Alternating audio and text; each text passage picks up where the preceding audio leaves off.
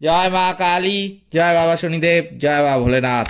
তো নমস্কার বন্ধুরা, আজকে আমরা আলোচনা করতে চলেছি এপ্রিল মাসের তৃতীয় সপ্তাহটা কেমন কাটবে ধনুরাশি বা লগ্নের জাতক জাতিকাদের। আদৌ কি ভালো কাটবে এই সময়টা, নাকি বিগত সময়ের মতোই খারাপ কাটবে, সবই কিন্তু আলোচনা করতে চলেছি আজকের এই ভিডিওর মাধ্যমে। এছাড়াও এই ভিডিওর মাধ্যমে আমি আপনাদের অবগত করতে চাইছি আরও একটি ব্যাপার, সেটি অনেকেই আপনাদের মধ্যে আছেন জানেন, অনেকে আছেন জানেন না। যারা জানেন না তাদের উদ্দেশ্যে বলছি, এই 2025 সালের এপ্রিল মাস অত্যন্ত বেশি গুরুত্বপূর্ণ কিন্তু হতে চলেছে। তার কারণ 29শে মার্চ শনিদেব মীন রাশিতে প্রবেশ করে কিন্তু রাহুর সঙ্গে একটি জুটি তৈরি করবেন। জ্যোতিষশাস্ত্রে শনি ও রাহুর সেই জুটিকে কিন্তু একত্রে বিনাশকারী জুটি হিসাবে মানা হয়। হ্যাঁ, আপনারা ঠিকই শুনছেন, বিনাশকারী জুটি হিসাবে কিন্তু মানা হয়। এই বিনাশকারী শব্দটা শুনে তো আপনারা বুঝেই গেছেন যে খুব একটা ভালো জিনিস যে এটা নয়। এই বিনাশকারী জুটির প্রভাব এপ্রিল মাসে কিন্তু প্রতিটি রাশির মানুষের উপর পড়বে। রাশিচক্রে যে 12টি রাশি আছে, প্রতিটি রাশির মানুষের উপরই কিন্তু এর প্রভাব পড়তে দেখা যাবে। এই বিনাশকারী জুটির কিন্তু আরও একটি নাম রয়েছে। এই বিনাশকারী জুটিকে কিন্তু পিশাচ যোগও বলা হয়।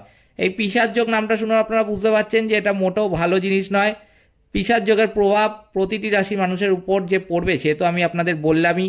তবে আপনাদের এটা জানিয়ে রাখি যে এই পিশাচ যোগের প্রভাবে সবার যে খারাপ হবে তা কিন্তু নয়। কিছু কিছু রাশি কিন্তু আছে যারা এই পিশাচ যোগের প্রভাবের ফলে অত্যন্ত বেশি লাভবান হতে পারবেন এই সময়ে। তবে ঘাবড়ানোর কোনো ব্যাপার নেই। আমি পিশাচ যোগের হাত থেকে বাঁচার জন্য আপনাদের উদ্দেশ্যে কিছু টোটকা বলে দেবো। সেই টোটকাগুলো যদি আপনারা মানেন, আমি কিন্তু বলবো এই এপ্রিল মাসে পিশাচ যোগ আপনাদের স্পর্শ করতে পারবে না। এছাড়াও এই ভিডিওর মাধ্যমে আমি ধনুরাশি বা লগ্নের জাতক জাতিকাদের উদ্দেশ্যে করা টোটকা বলে দেব। যে সমস্ত ধনুরাশি বা লগ্নের জাতক জাতিকাদের জীবনে নেগেটিভিটির পরিমাণটা বেশি, কোনো কাজ তাদের করতে ইচ্ছা করে না, কাজ করলে তারা সফল হয় না, অসফল হয়, সে যে কাজই করুক না কেন জীবনে প্রতিনিয়তই তাদের সমস্যার সম্মুখীন হতে হয়। শারীরিক, মানসিক, আর্থিক, বৈবাহিক বিভিন্ন দিক থেকে তাদের জীবনে সমস্যা লেগেই থাকে। সেই সমস্ত সমস্যাগুলো তাদের জীবনে আসতে দেখা যায়, কিন্তু তারা যখন জন্মেছেন সেই সময়ের উপর নির্ভর করে তাদের রাশি নির্ধারিত হয়। এবং সেই সময় যদি গ্রহ নক্ষত্ররা খারাপ স্থানে থেকে থাকে তাহলে কিন্তু তার নেগেটিভ প্রভাবের ফলে এই সমস্ত সমস্যা আসতে দেখা যায়। সেই সমস্ত নেগেটিভিটি কাটানোর জন্য কিন্তু আমি আপনাদের কিছু টোটকা এই ভিডিওর মাধ্যমে বলে দেবো।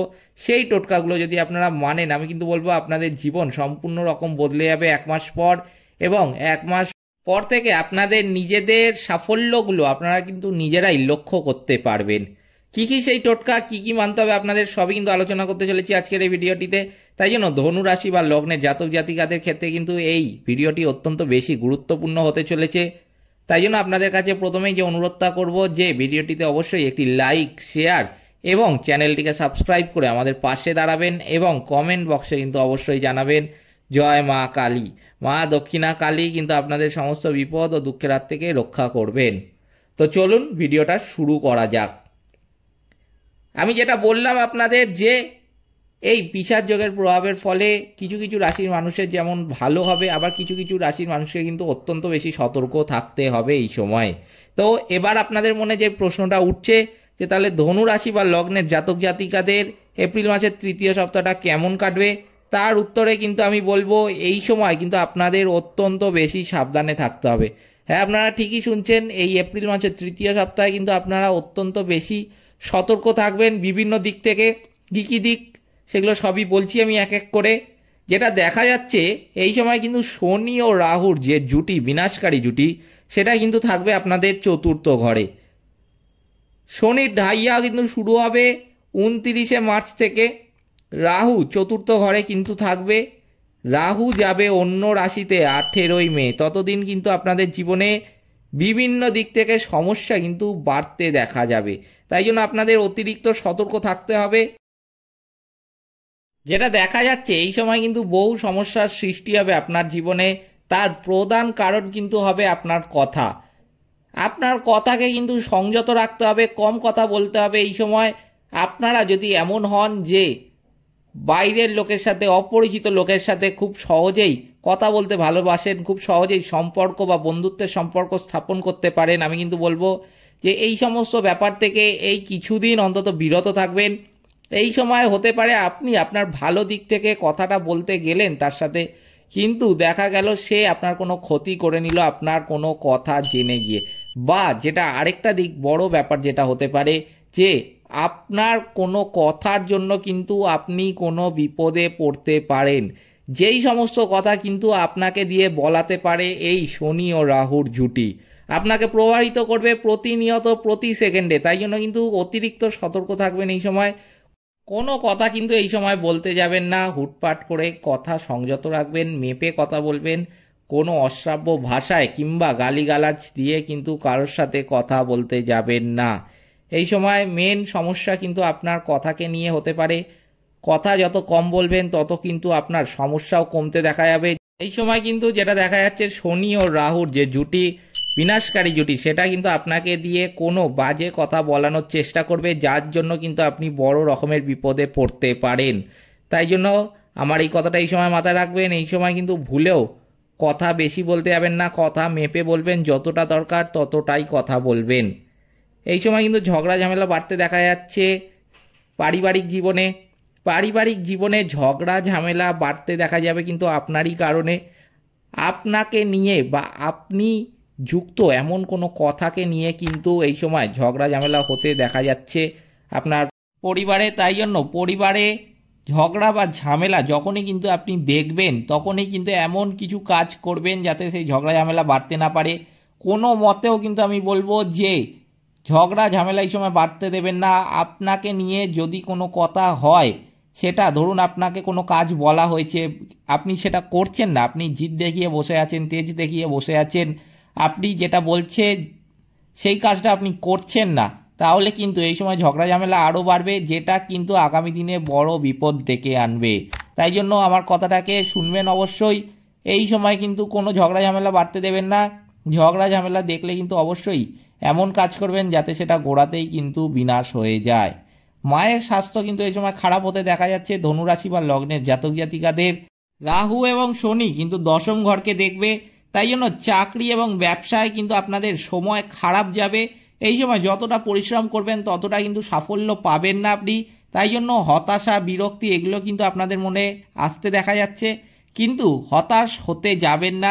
হতাশা বিরক্তি এগুলো থেকে কিন্তু নিজেকে যতটা পারবেন বিরত রাখবেন, কারণ মাথায় রাখবেন যে এই সময় হয়তো আপনার সময় খারাপ যাচ্ছে, তাই জন্য আপনি যতটা পরিশ্রম করছেন ততটা ফল পাচ্ছেন না, কিন্তু কিছুদিন পর হয়তো আপনার সময় নিশ্চয়ই ভালো আসবে, তখন কিন্তু আপনার পরিশ্রমের থেকেও বেশি ফল পাবেন। তাই জন্য হতাশা বা বিরক্তি দেখিয়ে কোনো কাজ করতে যাবেন না এই সময় যেরম চলছে সেরমভাবেই চালাবেন। এই সমস্ত গ্রহ নক্ষত্রের পজিশন বা গ্রহ নক্ষত্রের অবস্থান যাকে বলা হয়, সেটা কিন্তু আপনাদের হাতে থাকে না। তাই গ্রহ নক্ষত্র খারাপ অবস্থানে থাকলে খারাপ ফল আপনাকে পেতেই হবে। ঠিক সেরকমই কিন্তু গ্রহ নক্ষত্রটা আবার যখন ভালো পজিশনে যাবে তখন কিন্তু আপনি ঠিক সেরকমভাবেই ভালো ফলটাও কিন্তু পাবেন। তাই জন্য এই নিয়ে হতাশা বা বিরক্তি এগুলো কিছুই আনতে যাবেন না। এগুলো কিন্তু যতটা পারবেন নিজেদের মধ্যে এলেও তার থেকে কিন্তু নিজেদের যতটা পারবেন বিরত রাখবেন।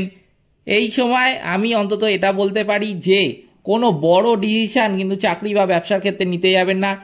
জীবনের কোনো শুভ কাজ বা বড় ডিসিশান আপনি অনেকদিন ধরে করবেন বলে ভাবছিলেন, সেটা ভেবে রেখেছিলেন যে এপ্রিল মাসের তৃতীয় সপ্তাহে করবে, সেরকম কোনো কাজও কিন্তু এই সময় করতে যাবেন না। এই সময় কিন্তু সেই কাজটা যতটা পারবেন না করাই ভালো। ব্যবসার জন্য কিন্তু ধার বা লোনও এই সময় কোনো সংস্থা বা কোনো ব্যক্তির থেকে নিতে যাবেন না। এই সময় কিন্তু এই সমস্ত ডিসিশনের থেকেও যতটা পারবেন নিজেদের দূরে রাখবেন। এই সময় যেটা দেখা যাচ্ছে বৃহস্পতি ষষ্ঠ ঘরে থাকবে, তাই শত্রুর সংখ্যা কিন্তু আপনাদের আগের থেকে অনেকটাই কমবে। বহু শত্রু কিন্তু এই সময় মিত্রতার সম্পর্ক আপনাদের সাথে স্থাপন করতে চাইবে।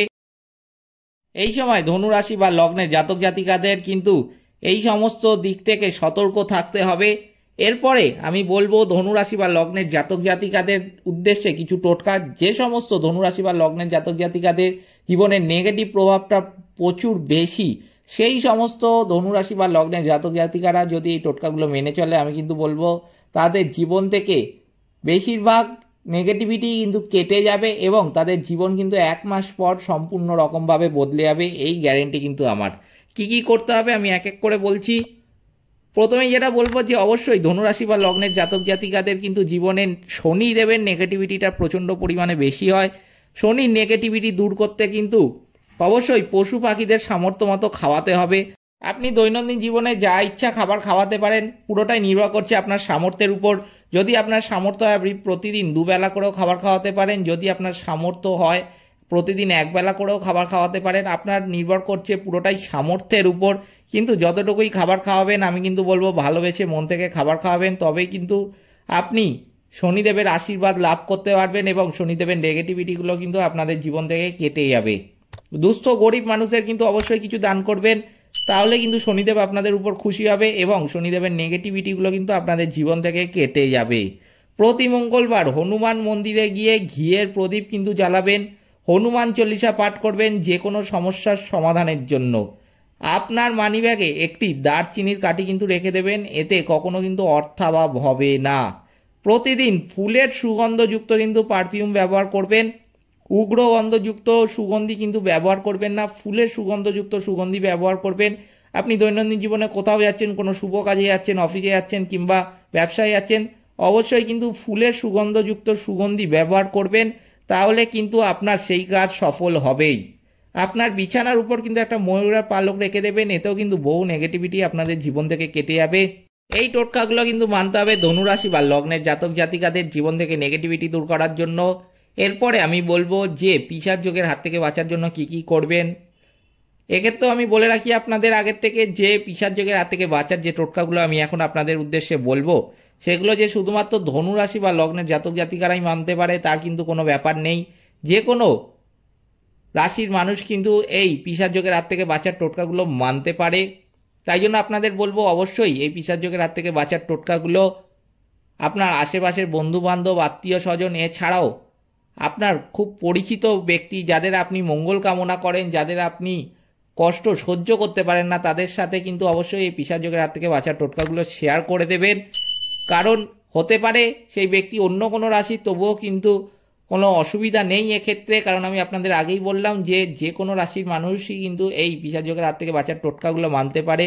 এছাড়াও যেটা সবচেয়ে বড় কারণ সেটা হলো যে এই সময় পিশাচ যোগের হাত থেকে কিন্তু প্রতিটি মানুষকে বাঁচতে হবে। তাই জন্য আপনারা অবশ্যই শেয়ার কিন্তু করে দেবেন। এই পিশাচ যোগের হাত থেকে বাঁচার টোটকাগুলো মানার উপযুক্ত সময়ও আমি আপনাদের বলে দিচ্ছি। এই টোটকাগুলো আপনারা মার্চ মাসের মধ্যবর্তী সময় কিংবা শেষের দিক থেকেও মানতে শুরু করে দিতে পারেন। এপ্রিল মাসের শুরুতে তো আপনাদের এগুলো মানতেই হবে। আমার বলার অর্থ যে যত দ্রুত আপনারা এই টোটকাগুলো মানতে শুরু করতে পারবেন তত দ্রুত কিন্তু ভালো ফলটা পাবেন এবং পিশাচ যোগ কিন্তু এই এপ্রিল মাসে আপনাদের স্পর্শ করতে পারবে না।